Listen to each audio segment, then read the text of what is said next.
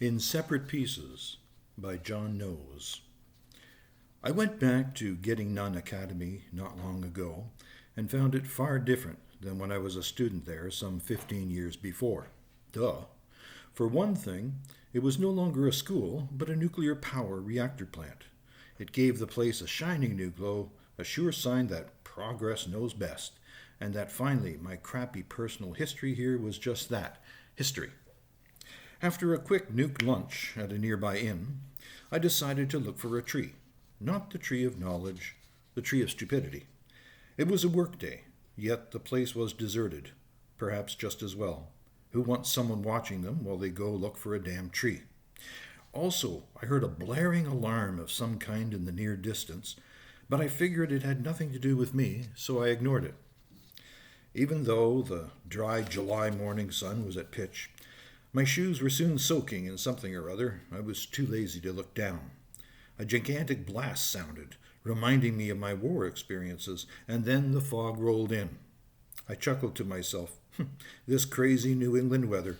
I'll be glad to be back home in Dixieland eating some of them black-eyed peas. As I continued my stroll, I suddenly froze. There it was, the tree. My mood might have diverted suddenly to a sad and melancholy state as a drop of rain touched my forehead. Then I realized it was in fact a bird dropping. I cursed like hell and wished I'd brought my hunting rifle. Then I settled down to look at the tree. De Drombo, de Prombo, le Chanjo, I uttered aloud. I don't know what it means, nor why I said it, for all foreign languages are Greek to me, if you catch my drift. Altered, I headed back through the mucky mud, looked down, and saw that it was some kind of yellowish gush, and I was feeling very light-headed. Anybody could see it was time to come out of the nuclear waste. The tree was huge, 7 feet tall. Since I was only 5 feet 2, believe me, it was big. I had claimed to stand 5 feet 2.5, but my roommate soon put an end to that. Nope, you're a dwarf like me. He paused, only to add, Don't worry, Santa will always need elves. Stupid ass. Imagine still believing in Santa when you're 16 years old. Anyway, getting back to this tree thing.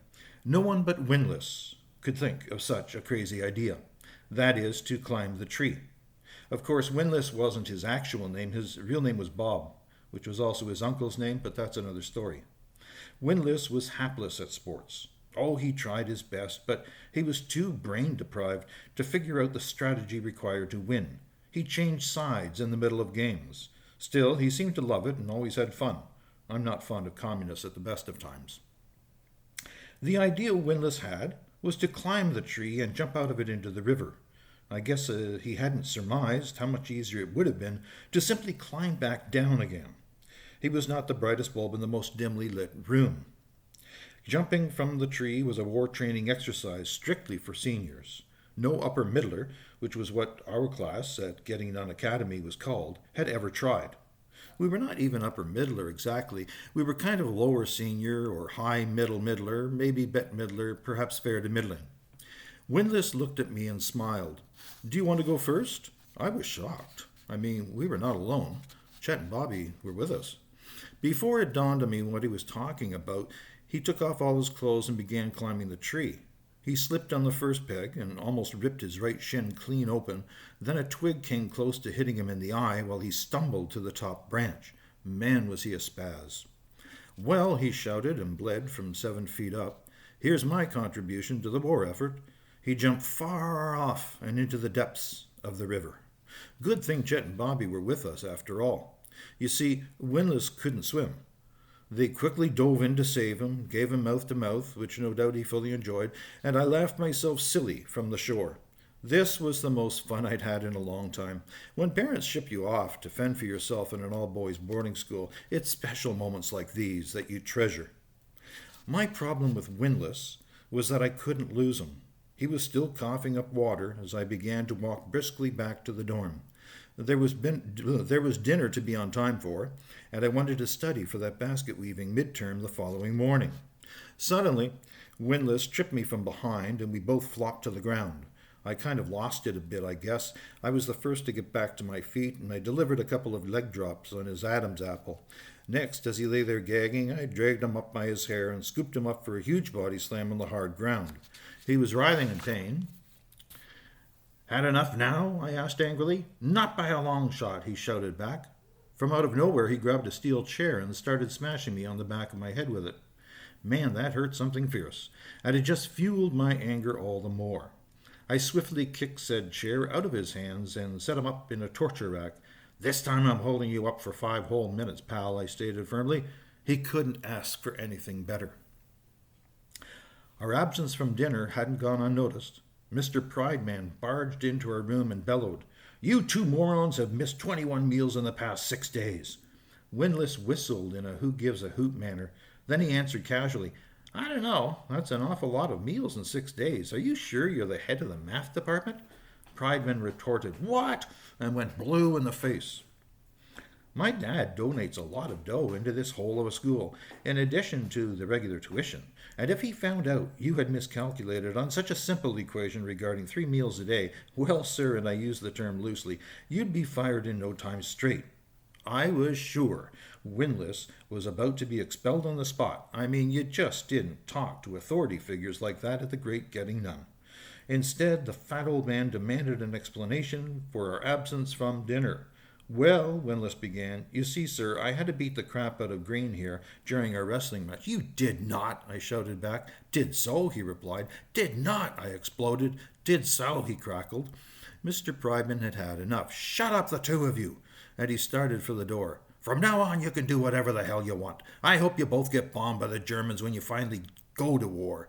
It's not soon enough as far as I'm concerned. In fact, why don't you both go jump out of a tree right now?"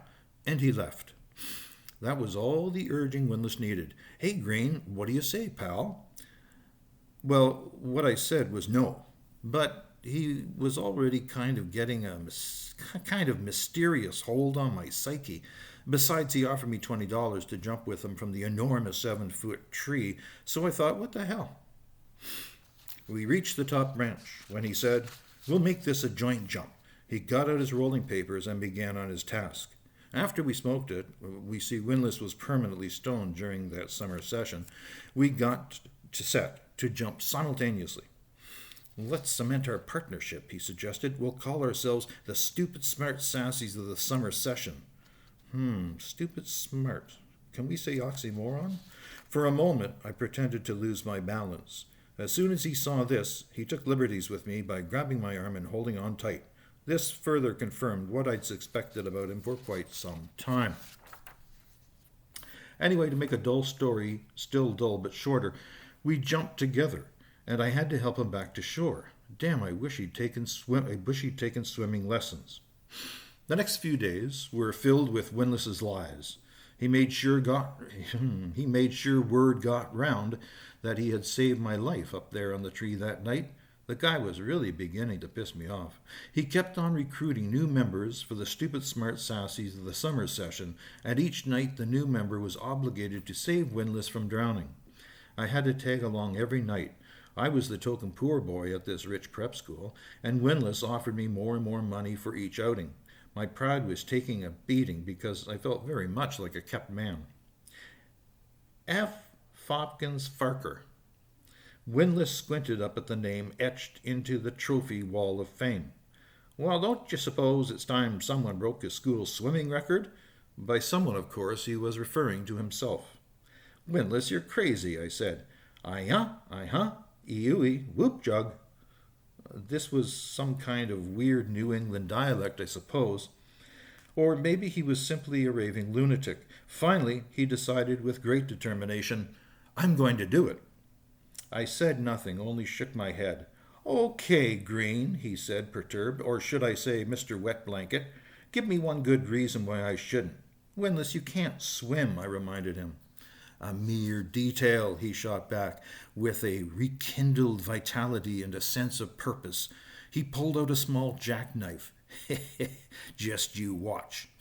I've got to hand it to him. In less than 10 minutes, he had successfully scratched out F. Fopkins Farker's name and forged in his own. Was he trying to impress me or something?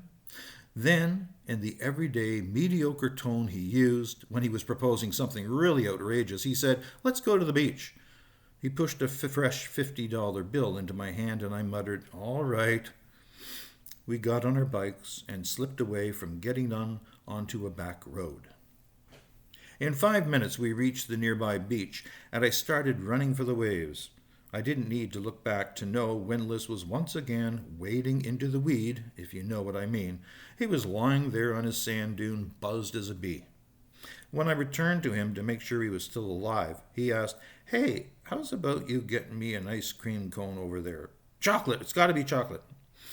I was his paid servant, and I detested him for treating me as such. I also hated myself for getting talked into everything all the time in the first place. Grrr.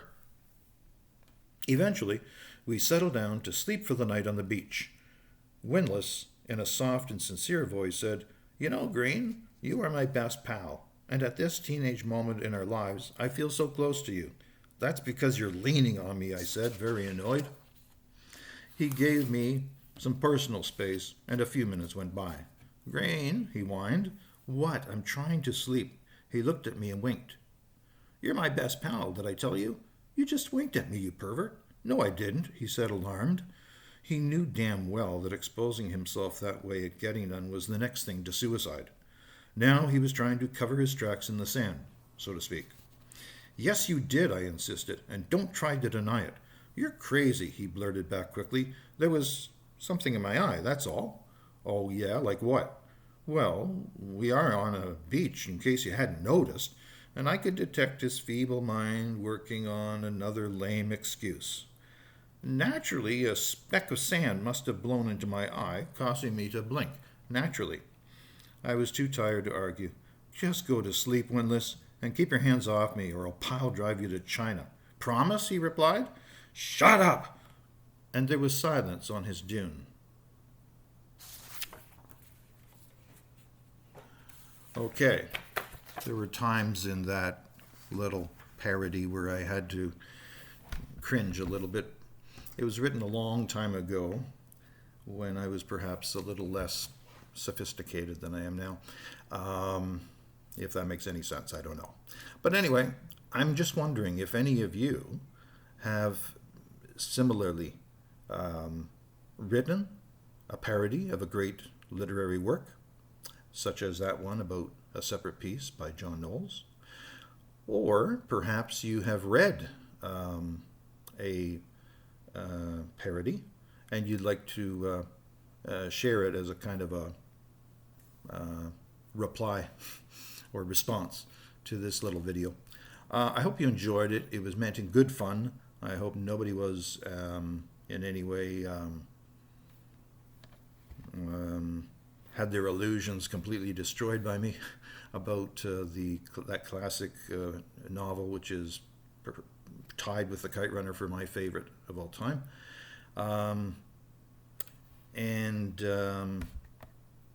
Yeah, I hope there was certainly no insult to anybody intended there. It was just something I wrote a long time ago, many, many moons ago.